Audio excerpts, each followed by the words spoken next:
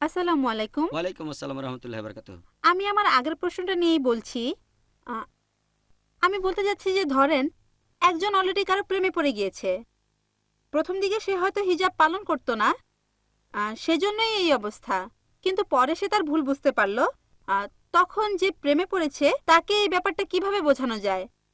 আপনি এখানে কি উপদেশ দেবেন যাতে দৃষ্টি সংযত থাকে আর হিজাব বজায় থাকে, যাতে করে সে নিজেকে নিয়ন্ত্রণে রাখতে পারে, যেমন দৃষ্টি সংযত রাখা ইত্যাদি? বোন প্রশ্ন করলেন যে একটা ছেলে বা মেয়ে, একজন টিনেজার, আপনার আগের প্রশ্ন, সে প্রেমে পড়েছে।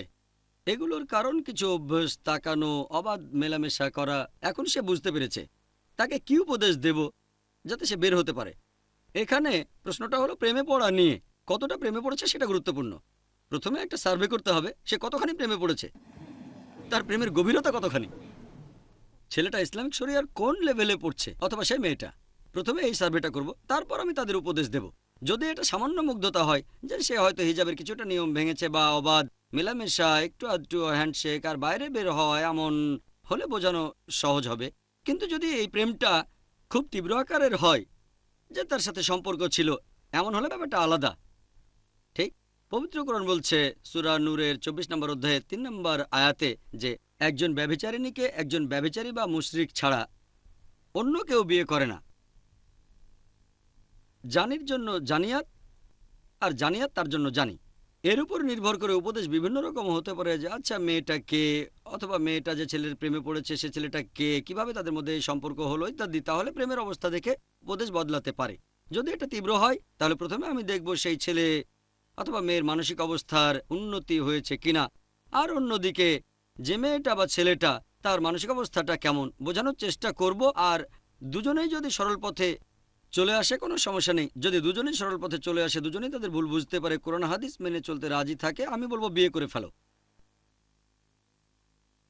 ঠিক, তাহলে তো কোরআনের আয়াতটা মানা হলো। দুজনেই আগে গুনাহ করেছে আর দুজনেই অনুতপ্ত। যদি তাদের মধ্যে গভীর সম্পর্ক তৈরি না হয় তখন বলা যেতে পারে এটা আসলে মুগ্ধতা, এটা ঠিক হয়নি, এটা থেকে দূরে থাকো। এছাড়াও বলবো ইসলাম ধর্মের কাছাকাছি চলে আসেন, পবিত্র কোরআন পড়েন, বলবো বিভিন্ন ইসলামিক লেকচার দেখেন। এখানে একটা গুরুত্বপূর্ণ ব্যাপার হলো দৃষ্টি নিচু করা। যখনই আপনার সামনে বিপরীত লিঙ্গের কেউ আসছে, সে হয়তো আপনার মাহরাম নয়, দৃষ্টি নিচু করবেন। এটা খুবই গুরুত্বপূর্ণ, এটা খুবই ইম্পর্ট্যান্ট। কারণ আপনি যদি দৃষ্টি নিচু করে বিপরীত লিঙ্গের সাথে কথা বলেন তাহলে মুগ্ধতা আসার সম্ভাবনাটা কম। কিন্তু যদি প্রত্যেকদিন দৃষ্টি নিচু করে আধ ঘন্টা করে কথা বলেন, সে ক্লাসমেট হলেও সমস্যা হয়ে যাবে।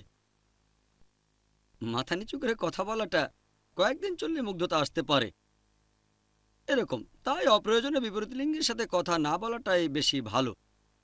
কি খবর, কোথায় যাচ্ছ? বাইরে গিয়েছিলাম। ও, আমি গিয়েছিলাম সিঙ্গাপুরে, ছুটি কাটাতে। কেমন কাটালে? খুব ভালো। শেষ কোন সিনেমাটা দেখেছো? এরকম গল্প করতে পারেন। একটা মেয়ে করবে মেয়ে বন্ধুর সাথে, আর ছেলে করবে তার ছেলে বন্ধুর সাথে। ছেলে মেয়ে গল্প করার কোনো প্রয়োজনই নেই। তাহলে এরকম কাজ যেগুলো করার প্রয়োজন নেই সেগুলো না করাই ভালো। যেমন বিপরীত লিঙ্গের সাথে কথা বলা, যখন প্রয়োজন হবে কথা বলতেই হবে, কথা বলবেন, তবে দৃষ্টি নিচু থাকবে। হতে পারে অফিস আদালতে অথবা স্কুল কলেজে কথা বলার সময় দৃষ্টি নিচু থাকলে এই ধরনের সম্পর্কে জড়িয়ে পড়ার সম্ভাবনাটা কম থাকে। সবচেয়ে ভালো, যদি বয়স হয়ে থাকে তাড়াতাড়ি বিয়ে করে ফেলেন। আগেও বলেছি, আমাদের নবীজি সাল্লাল্লাহু আলাইহি সাল্লাম বলেছেন, এই হাদিসটা আছে সহিহ বুখারীতে 7 নম্বর খণ্ড, বুক অব নিকা, 3 নম্বর অধ্যায়ের 4 নম্বর হাদিস, হে যুবক যুবতীরা, তোমাদের মধ্যে যাদের বিয়ে করার সামর্থ্য আছে তারা বিয়ে করে ফেলো, যাতে শালীনতা রক্ষা করা যায়। সবচেয়ে ভালো তাড়াতাড়ি বিয়ে। যদি তাড়াতাড়ি বিয়ে করেন সেটা ভালো, তাহলে বিপথে চলে যাওয়ার সম্ভাবনা কম। এতে কোরআন এবং সুন্নাহর পথে থাকাও সহজ হবে।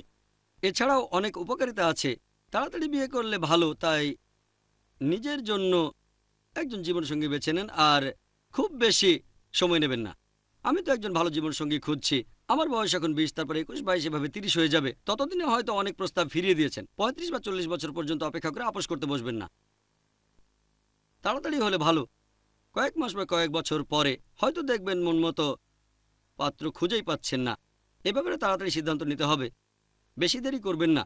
তাহলে শেষের দিকে এমন অবস্থা হবে, তখন ভাববেন ও আগের ওই ছেলেটা 10 গুণ বেশি ভালো ছিল এই ছেলের চেয়ে।